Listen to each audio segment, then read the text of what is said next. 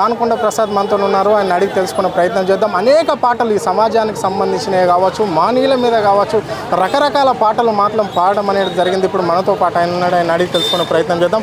అన్న నమస్కారం, బావురా? నమస్తే అన్న, బాగున్నారా మీరు? బాగున్నామన్నా. చెప్పండి అన్న, జ్యోతిరావు పూలే మీద ఇప్పుడు లేటెస్ట్గా ఏ పాట రాశారన్న మీరు? లేటెస్ట్గా అంటే పొద్దున్నే రాసినా. పూణేలోన బుట్టి పూలమ్మే ఇంటిల పెరిగి, నువ్వు పూణేలోన బుట్టి పూలమ్మే ఇంటిల పెరిగి, పెద్ద చదువు చదివి చూపించినావు ఎదిగి, పెద్ద చదువు చదివి చూపించినావు ఎదిగి, బహుజనుల కూడదీసి బలవంతుల చేసినావు. జ్యోతిరావు పూలే నీకు జోహారు జోహారు, జ్ఞాన జ్యోతి నువ్వే జాతులకు జోహారు జోహారు. జ్యోతిరావు పూలే నీకు జోహారు జోహారు, జ్ఞాన జ్యోతి నువ్వే జాతులకు జోహారు జోహారు. అంటారానోళ్ళంటే ఒరే ముట్టారానోళ్ళంటే, నిన్న జాతులంటే నీ చంగా చూస్తూ ఉంటే, వెనకబడేస్తుంటే వెలివేసి వేధిస్తుంటే, శూద్రులని అంటే ఓహో చిన్న చూపు చూస్తే, చదువొక్కటే మార్గమని చదువుకుంటే మారునని చదువు నేర్పినాడురా జ్యోతిరావు పూలే, బడులు తెరిసి నడిపినాడురా జ్యోతిరావు పూలే. ఇది ఓకే అన్న, ఇలాంటి ఉద్యమ పాటలు పాడుకుంటూ మరి తెలంగాణ ఉద్యమంలో కూడా ఒక ఉర్రీతలు ఊహించిన మీరు ఇప్పుడు కుల సంఘాల కంటే ప్రతి కులానికి ఒక పాట పాడతాడు అనగా విన్నాం. అంటే మొన్న 1,00,000 డప్పులు 1000 గొంతుకలకు కూడా మంచి బ్రహ్మాండమైన పాట పాడాడు. ఇప్పుడు బీసీల గురించి కూడా వాడుతుండు అంటున్నారు. అంటే ఈ పాటలు ఇంకా ఎన్ని ఎట్లా ఉంటున్నాయి, ఇంకా ఏ విధంగా ఉంటున్నాయి, ఉద్యమాన్ని ఎట్లా తీసుకుపోతున్నారు? ఈ బీసీ ఉద్యమం కావచ్చు, ఇక్కడ ప్రభుత్వం మీద చేసే ఉద్యమాలకు మీరు ఏ విధంగా సపోర్ట్ చేస్తుంటారు?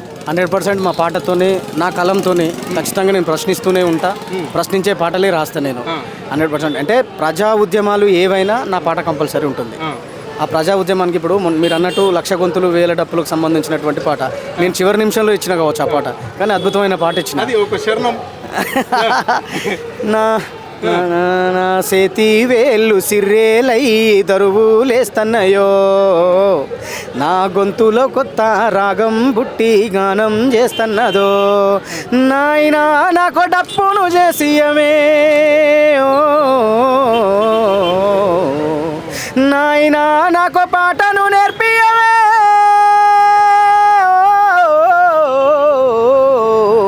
1,00,000 డప్పులల్లో నేను దరువునవుతా, 1000 గొంతులల్లో నేను పాటనవుతా, నా సేతి వేళ్ళు సిర్రేలై దరువులేస్తన్నయో, నా గొంతులో కొత్త రాగం బుట్టి గానం చేస్తన్నదో.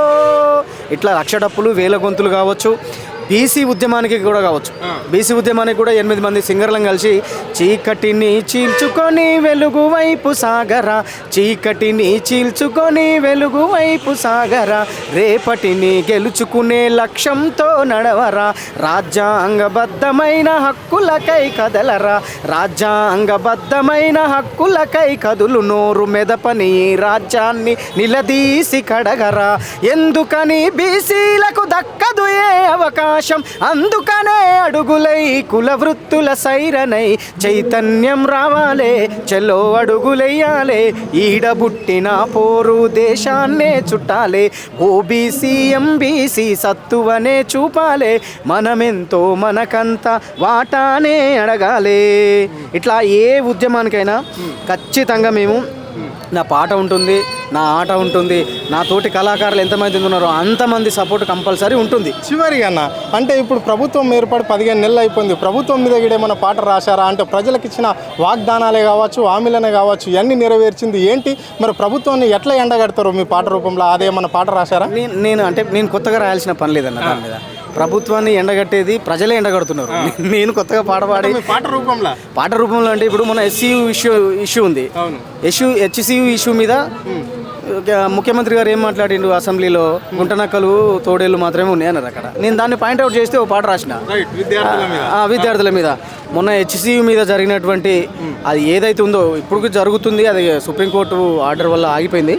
దానికి సపోర్టుగా, విద్యార్థులకు సపోర్టుగా, అక్కడ ఉన్నటువంటి అడవికి సపోర్టుగా, అక్కడ ఉన్నటువంటి మూగ జీవాలకు సపోర్టుగా నేను రాసిన పాట. ఓహ గుంట నక్కలు తోడేళ్ళే ఉన్నయ్యన్నారో, ఆ పచ్చని అడవి తల్లి ఊపిరి ఎందుకు తీస్తుండ్రో, హైదరాబాదుకు ఊపిరి తిత్తుల లాంటిదిరా అడవి, బుల్డోజర్ వేసుకొని కొల్లగొట్టితే క్షమించదు భూమి, ఈ కంచగచ్చి బౌలి కన్నీరు పెట్టుతుంది, విద్యార్థి లోకమంతా పిడికిలి ఎత్తింది, చదువుల తల్లికి ఇచ్చిన భూమి సంతల సరుకాయే, అరసెట్టు సేమ పురుగు పుట్ర తల్లడిల్లుతుందో, ఆ అడవి తల్లి శాపం పెడితే కోలుకోరు మీరో, మన హైదరాబాదుకు ప్రాణం దోసే అమ్మరా అడవి, ఆ భూమిని అమ్మి అభివృద్ధి అంటే నాశనగాలమిది. ఇంతకంటే ఎండగట్టడం ఏముంటుందన్న? ఇది పరిస్థితి. ఇప్పుడు మనం చూస్తున్నాం కదా, ప్రసాద్ అన్న పాటల రూపంలో సామాజిక వర్గానికి చెందినవే కాకుండా అంటే ప్రజలకు ఉపయోగపడే పాటలు కూడా, ప్రభుత్వాన్ని ఎండగట్టే పాటలు కూడా ఇంకా మరెన్నో పాడతాను అని చెప్పేసి ఆయన చెప్పడం అనేది జరిగింది. అంటే నేను ప్రజల పక్షము, పాలకులు ఏదైతే ఎన్నుకుంటారో ప్రజలకు ఇస్తానో ఏదైతే నెరవేర్చారో అవన్నింటినీ ఎండగట్టడమే మా కళాకారుల మా ధర్మము అని చెప్పేసి ఇక్కడ ఆయన స్పష్టంగా చెప్పడం అనేది జరిగింది. ఇక్కడ జ్యోతిరావు పూలే విగ్రహం పెట్టేంత వరకు మా పాటలు కొనసాగుతాయని చెప్పేసి ఇక్కడ చెప్పడం అనేది జరిగింది. మనతో పాటు బీఆర్ఎస్ నాయకుడు బాలకృష్ణ వర్మ ఉన్నారు. అన్న చెప్పండి అన్న, ప్రభుత్వం ఏర్పడి 15 మాసాలు అవుతుంది. 15 మాసాల నుండి ప్రజలకు ఇస్తున్న హామీలన్నీ నెరవేరినట్లన్నా ఈ రాష్ట్రంలో? ముఖ్యమంత్రి 420 హామీలు ఇచ్చి చాలా మోసం చేసాడు జనాలని. ఆయన హామీలు 420 హామీలు ఇచ్చి ఇప్పటికి కూడా వాళ్ళు గ్లోబల్స్ ప్రచారం మీద బతుకుతున్నారు. ఇప్పటికీ ఎన్ని అబద్ధాలు చెప్తున్నారంటే చేయని కార్యక్రమాలు కూడా మేము చేసినాము అని చెప్తారు. వాళ్ళు ఊర్లలోకి వస్తే వాళ్ళకి అర్థమవుతుంది కదా వాళ్ళు ఏం చేసిర్రు, వాళ్ళు ఏం చేస్తున్నారు. ఇప్పుడు స్థానిక సంస్థల ఎన్నికలు కూడా పెడతలేరు. వీళ్ళు స్థానిక సంస్థల ఎన్నికలు ఎందుకు పెడతలేరు అంటే వీళ్ళు ఊర్లలోకి వస్తే వీళ్ళని చిత్తుగా ఓడగొడతారని అనుకుంటారు కాబట్టి స్థానిక సంస్థలను వాయిదా పెట్టుకుంటూ పోతున్నాడు ముఖ్యమంత్రి. అంటే స్థానిక సంస్థల ఎన్నికలు పెట్టడానికి ప్రధాన కారణం ఒకటి అని చెప్పేసి వాళ్ళు కాంగ్రెస్ పార్టీకి సంబంధించిన నాయకులే కావచ్చు, కాంగ్రెస్ పార్టీ ప్రజాప్రతినిధులు చెప్తున్నారు. అంటే బీసీలకు 42% ఇస్తామని ఎన్నికల మేనిఫెస్టోలో చెప్పాం కాబట్టి ఆ హామీ నెరవేరుస్తాము వాళ్ళకు బీసీలకు, అందుకనే స్థానిక సంస్థలు ఎన్నికలు కొంచెం లేట్ అవుతున్నాయి అంటారు. దీన్ని ఎట్లా చూస్తారు మరి మీరు? కామారెడ్డి డిక్లరేషన్లు ఏం చెప్పిండు ముఖ్యమంత్రి గారు? కామారెడ్డి డిక్లరేషన్ బీసీ డిక్లరేషన్లలో కానీ కామారెడ్డి మన అప్పుడు డిక్లరేషన్లు ఏం చెప్పిండు ముఖ్యమంత్రి? బీసీలు ఇప్పుడు ఏమో జనాలు మన ఎడ్డి జనాలు కాదు బీసీలు. ఇన్ని రోజుల దాకా వీళ్ళ రెడ్డి రాజ్యంలో నడిచినాయి అన్నీ. ఇప్పుడు బీసీలకి చాలా మటుకు అవగాహన వచ్చింది. మా హక్కులు మాకు కావాలి, మా వాటా మాకు కావాలనే బీసీల డిమాండ్, ప్రధాన డిమాండ్. ఓకే, సో మరి ఇప్పుడు ఆల్రెడీ బీసీ కులగాన చేస్తున్నాము, నేనే చేశా.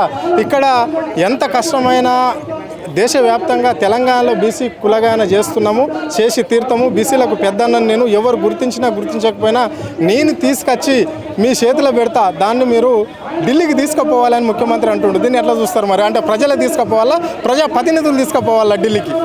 వాళ్ళు ఇప్పుడు ప్రజాప్రతినిధులు తీసుకుపోతారు. ప్రజలు అంటే బీసీ బిల్లు దాని గురించి మాట్లాడాలంటే ప్రజలు మరి ఆయనకి పాలాభిషేకాలు చేయాలి కదా.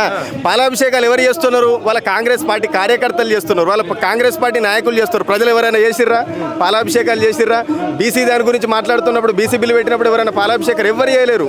వాళ్ళ కాంగ్రెస్ పార్టీ కార్యకర్తలు చేసిర్రు, కాంగ్రెస్ పార్టీ నాయకులు చేస్తారు. వాళ్ళే పాలాభిషేకాలు చేసుకొని మేము బీసీల పక్షపాతి అని చెప్పుకుంటున్నారు వాళ్ళు. మరి ఎట్లన్నా ఈ 6 గ్యారెంటీల ముచ్చట ఏంటి? యావత్తు ప్రజలకు ఇచ్చిన హామీలన్నీ ఏమైపోయినాయి ఈ రాష్ట్రంలో? 6 గ్యారెంటీల విషయానికి వస్తే ఇది ప్రధానంగా వినాలి. ప్రజలు కూడా చాలా మటుకి గట్టిగా వినాలి. బీఆర్ఎస్ పార్టీ కార్యకర్తలకు రాలేదంటే ఓకే, వాళ్ళ కాంగ్రెస్ పార్టీ కార్యకర్తలకు కూడా రాలే. ఇప్పటికీ ఊర్లలో చెప్తారు ఏడున్నాడన్న వీడు మొత్తం మాకు కూడా ఇస్తలేడు. టీఆర్ఎస్ పార్టీ ఉన్నప్పుడు మాకు కేసీఆర్ అన్ని ఇచ్చిండు. మాకు కాంగ్రెస్ పార్టీ గవర్నమెంట్ వస్తే ఏదో చేస్తారనుకున్నారు కానీ ఏం చేస్తలేదు. జనాలల్లో ఏది కూడా అయితలేదు. ఊర్లలోకి వస్తేనే అయితే వాళ్ళని చెప్పులతో కొడతారు, వాళ్ళని అయితే కాంగ్రెస్ పార్టీ నాయకులని. అంటే ఇప్పుడు 31 వరకు, మార్చి 31 లోపు కంపల్సరీ చేసేస్తున్నాము రైతులకు రైతు భరోసా పైసలు అన్నారు. అంటే మీ గ్రామంలో కావచ్చు, మీ చుట్టుపక్కల ఏరియాలలో మీకు తెలిసిన రైతులకు అందరికీ పడ్డట్లన్నా? నాకే పడలేదు. అంటే ఏంటంటే ఆయన డేట్లు చెప్పుకుంటూ ఉంటాడు కానీ ఒక్కటి కూడా ఆ డేటుకి అయింది లేదు. డేట్లు ఇవాళ 31 అంటాడు, 31 పెట్టి దేవుని మీద ఒట్టు పెడతాడు. మళ్ళా 31 అంటే ఈ 31 అనుకోవద్దు, మళ్ళీ అది నెక్స్ట్ మంత్ 31 అనుకోవాలి, మళ్ళీ మళ్ళీ ఇంకో నెక్స్ట్ మంత్ 31 అనుకోవాలి. ఆయన ఏ 31 క్లారిటీ ఇస్తలేడు, స్పష్టత ఇస్తలేడు ఆయన ముఖ్యమంత్రి గారు.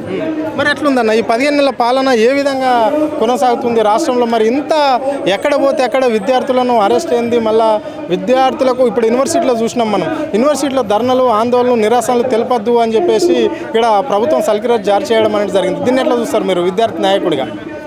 విద్యార్థి నాయకుడిగా మేము చూస్తుంది ఏంటంటే, ఇప్పటికీ మన ఓయూల తెలంగాణ ఉద్యమం ప్రారంభించినాడు. ఓయూల మనం ఆనాడు ఉద్యమం చేయకపోతే వాళ్ళ తెలంగాణ ఎట్లా వద్దు,